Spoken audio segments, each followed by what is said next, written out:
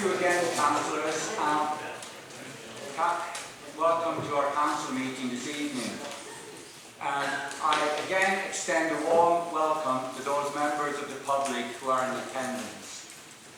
Right, declarations of interest. Given that today's meetings each relate to separate business items, members are asked to consider whether you have any disclosable, pecuniary and any other relevant interest in connection with any matters to be determined at this specific meeting. If so, to declare it and state the nature of such interest. May I remind you that you should also state the nature of the interest. Councillor Green. Thank you, Mr. Mayor. There's a notice of motion regarding housing policy as I'm a non-exec director of Petitions. Thank you. Councillor Blackman. Thank you, Mr. Mayor. Councillor, agenda item 10A is pecuniary interest based on the findings of the remuneration panel. Thank you. Councillor Cleary. Thank you, Mr. Mayor. The same declaration of interest as Councillor McLaughlin. Thank you. Councillor Stephen. Yes, Mr. Mayor. Item 9, I guess as I'm non-exec director of Magenta Living, I'll follow my colleague's lead and declare a prejudicial interest, which will be after me to move. Councillor Elizabeth Gray. Mr. Mayor, no submission to teacher. Yes, thank you. Okay, Mayor's announcements. I've been notified of the following apologies. Previous Councillor Tony Cottier, Cherry Coble, Leslie Rennie and Jean Stapleton. Have I got any other apologies for this meeting? No? Right, I just remind members, because we have been in here, I know most members have been in here since almost 4 o'clock. I will be adhering strictly to the time limits during this meeting. Please do not ask for more time, as I will have to refuse you. So I hope I made that clear. Okay, turning to item 3. We are asked to approve the minutes of the annual council meetings held on the 13th and 14th of May 2019 and the extraordinary council meeting held on the 24th of June 2019, contained in pages 1 to 38 of the agenda supplement pack. I will move approval of these minutes as a correct record. Do I have a seconder? Second, Mr. Mayor. If there is no objection, can we agree the minutes by assent?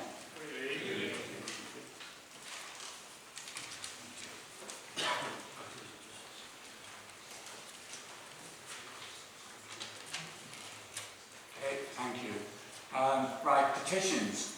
Are there any petitions which councillors wish to present to the council in accordance with Standing Order 21? Can I now invite any member to comment on the petition before us? Okay, Councillor Chris Blakey. Thank you, Mr. Mayor. Before I present the petition, it was remiss of me not to congratulate Councillors Collins, Wood, Cook and Hayes on their main speeches. Well done to all of you. Mr. Mayor, I have a petition here signed by 246 residents of Mortland and Silvermassey, calling on the council to deal with the sky-high costs of directors and consultants. Thank you, Mr. Mayor. Thank you, Councillor Blakey. Councillor Mary Jordan. Thank you, Mr. Mayor. Can I also congratulate those who've made their maiden speeches tonight? I have a petition here from the residents of Spital calling on Wirral Council to provide a play area for the children of Spital. Thank you. 444 signatures. Thank you, Councillor Jordan. Councillor Ian Lewis. Thank you, Mr. Mayor. I have a petition signed by 64 residents of people living in the Muslims Drive area of Wallasey Ward, asking why the council, having promised to resurface the road last year, then withdrew the road, and now that there are potholes everywhere, when will it be done? Thank you, Councillor Lewis. Councillor Paul Stewart. Thank you, Mr. Mayor. I have a petition here for Mersey Travel on behalf of residents of Seacombe, calling on Mersey Travel to reinstate the 403 bus. It has 458 paper signatures and an online petition that's still active as well. Thank you, Councillor Stewart. No other petitions? No? Okay, we have two public questions this evening. have been received in advance of the meeting. The first one is from Christopher Power, resident of New Ferry, to Councillor Pat Hackett, leader of the council. Christopher, if you wish to come forward, please. And just get it up to the microphone. Do forgive me, I'm 50 now, so I need glasses. Here, now I can't see. In April this year, my wife, son and I moved back to Port Sunlight, a little cottage, where we watched our son grow up. 83 people were made homeless because of the blast which happened 2 years ago. It was an awful event, as we know, but I want to briefly go through a few things. So, for example, hundreds of houses were damaged, businesses destroyed. On the night of the explosion, the emergency response did all they can to make us safe.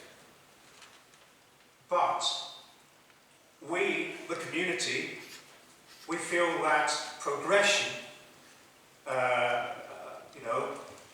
things that need to happen, is painfully slow for the people and for our place. And every day we wake up, and that blast site is a reminder of that horrific night. We all know through the media and the press, we've seen images of the Port Sunlight and New Ferry explosion. We're aware of that, but we have to agree, hand on our hearts, that this explosion was huge, heard for miles. It was a major incident, and that leads me on to the question to Councillor Pat Hackett, who was then the mayor. We're all familiar with, or some of us are familiar with, a terminology I'm going to use, and it's major incidents. This was disgraceful, what happened to us. So many people's lives turned upside down. The debt we have accumulated as a community is terrible. Physically, mentally, we have suffered, including my own family. And here's the question. On the night of the explosion, why was the terminology major incidents not declared? And that leads me on to this one. There's something called the Strategic Gold Command. Why did they not meet to coordinate better response and recovery away from the emergency operations at the scene? And if, God forbid, this ever happens again, what have we learned? And finally, I just want to say, remember, we are human beings. We have suffered. We need an apology. We need an answer. Thank you very much.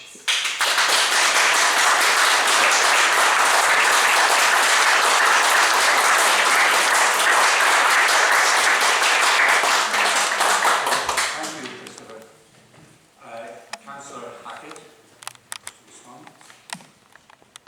First of all, thank you, Mr. Power, for your question. I think the people of New Ferry are an example to us all. They have experienced, as we know, a terrible hardship. They've had their homes, their businesses, and the way of life ripped from underneath them through an act which was completely beyond, of course, their control. Their response has been to come even closer together as a community. They've shown commitment to their community and resilience, which is nothing short of astounding, should I say. It is inspired them, and they should be proud of everything they have achieved together in light of this tragedy. I want to talk briefly, Mr. Mayor, about the Council's response to this tragedy and what we plan to do next. But first I want to make a commitment tonight to Mr. Power and to every resident of New Ferry and to all councillors here tonight. Under our collective leadership, New Ferry will not be left behind. I'm aware there are different accounts of what has been done to support the victims of that terrible night. But first I want to make a commitment, but there are differences of opinions about what could have been done better, as Mr. Power has outlined, and what should have happened more quickly. I don't want to debate those issues or make judgments on them without having the full facts before me.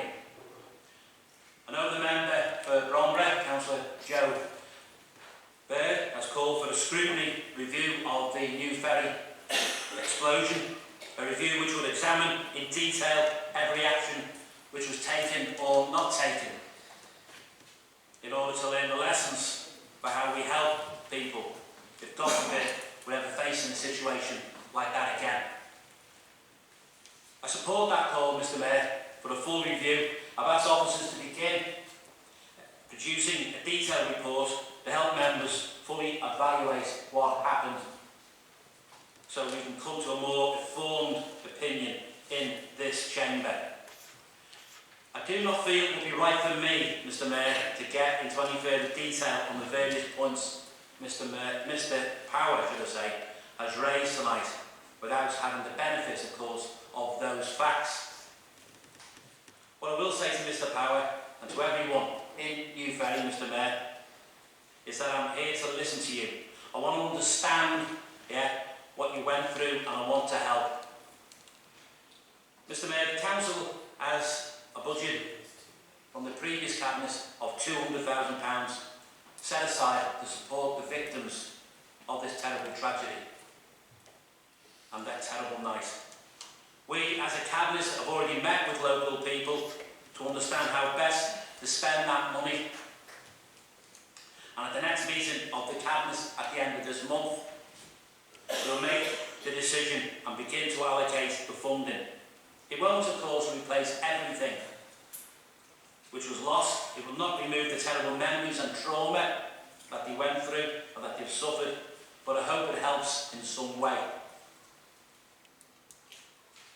The Council has spent, Mr. Mayor, almost £500,000 on clearance and recovery at the site and £1.3 million in acquisitions and planning for the regeneration of the area. I'm also delighted to say that finally we started to make headway in securing actual government help and support to help transform the town. Members will have seen the news that we were successfully shortlisted for a future high street fund, and we've secured £150,000 to put together the business cases for that. It's no mean feat, that, and I have congratulated the officers who put that bid together, because we were the only two in the city region who were actually shortlisted for this, and the only area in the country that had 2 bids shortlisted, and that's for New Ferry and Birkenhead. Combined with support from the Liverpool City Region Metro Mayor Steve Rotherham, this means we will now, hopefully at long last, have the resources before us to truly invest in the town and restore it to the thriving community hub it once was. Mr. Power, I want to thank you finally for your question tonight. I want to thank you for bringing these issues to our attention and for never stopping from fighting for your community. I am, as I've said before, I keep saying it because it's only after 6 weeks, I am the new leader of the council, and I promise you we will do everything we possibly can to help you and every one of your fellow residents. Mr. Power, thank you.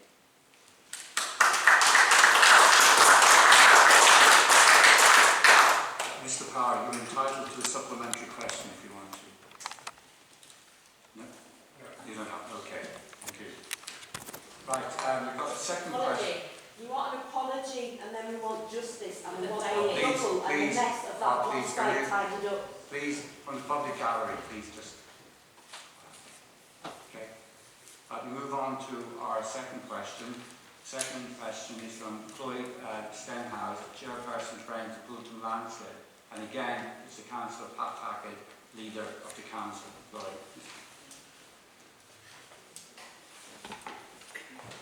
Thank you, Mr. Mayor. Good evening, Council. My name is Chloe Stenhouse and I am the Chair of the Friends of Poulton Landslip.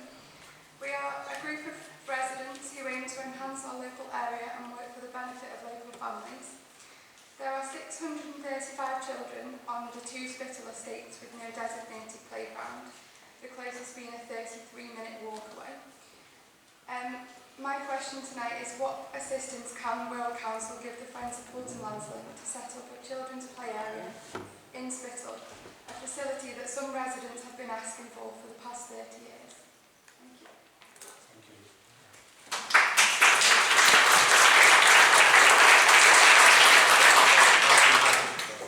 Thank you, Chloe, for that question.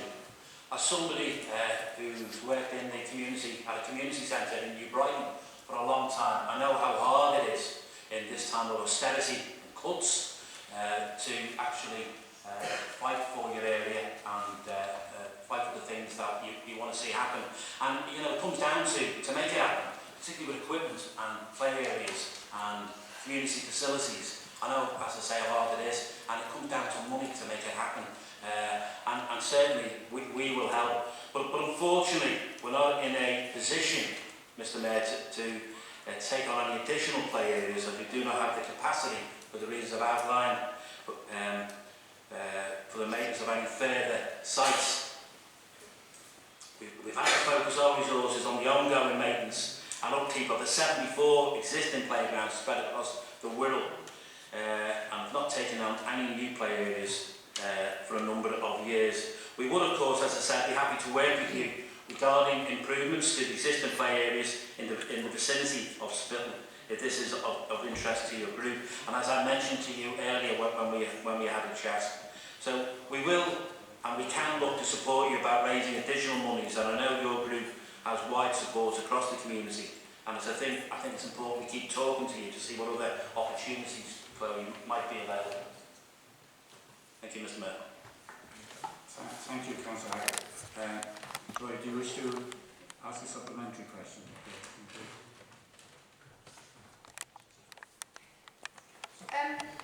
Has the Council bid for a share of the 9.7 million announced in February 2019 by James Brokenshire to create new, vibrant, safe green spaces for our communities? And if not, why not?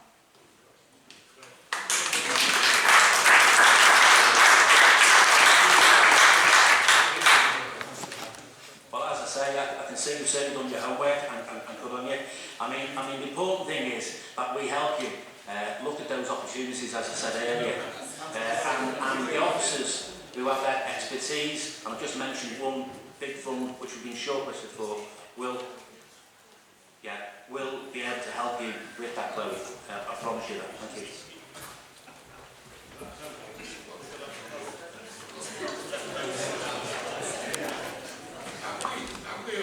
Mr. Mayor, sorry, we have.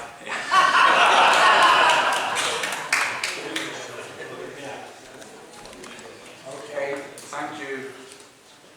Okay, item 6, we now move on to leaders, executive members and